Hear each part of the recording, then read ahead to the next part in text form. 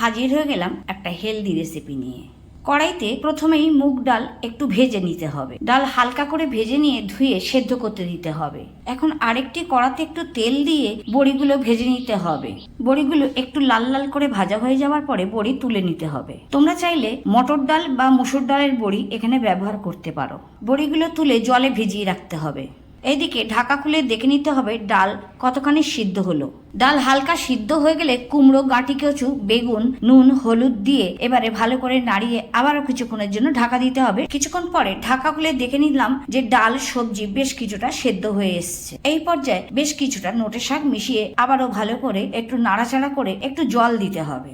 এরপরে বেশ কিছুটা আদা বাটা দিয়ে ভালো করে মিশিয়ে নিয়ে আবারও কিছুক্ষণের জন্য ঢাকা দিতে হবে। বন্ধুরা, আমার রেসিপি যদি ভালো লেগে থাকে তাহলে দেখতে দেখতে একটা লাইক দিতে ভুলো না। এরপর সবকিছু সেদ্ধ হয়ে গেলে ঢাকা খুলে ভিজিয়ে রাখা বড়ি দিয়ে আবারও কিছুক্ষণের জন্য ঢাকা দিতে হবে। 3-4 মিনিট পর ঢাকা খুলে জিরে, শুকনো লঙ্কা শুকনো কলায় ভেজে গুঁড়ো করে সেই গুঁড়ো মিশিয়ে দিতে হবে। বন্ধুরা, আমার কাছে তোমরা আর কি কি রেসিপি দেখতে চাও কমেন্টের মাধ্যমে জানাতে ভুলো না।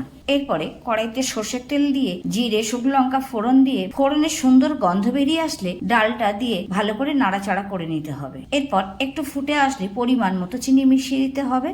শেষ পর্যায়ে 1 চামচ ঘি মিশিয়ে দিলেই তৈরি হয়ে যাবে আজকের সুন্দর রেসিপি সবজি ডাল। এই রেসিপিটা তোমরা ভাতের সাথে খেতে পারো, রুটির সাথে খেতে পারো, এমনকি শুধু মুখেও খেতে পারো। বাচ্চারা খেতে চাইবে না, এইভাবে করে দিয়ে দেখো, ঠিক খেয়ে নেবে, এমনকি বড়রাও খাবে।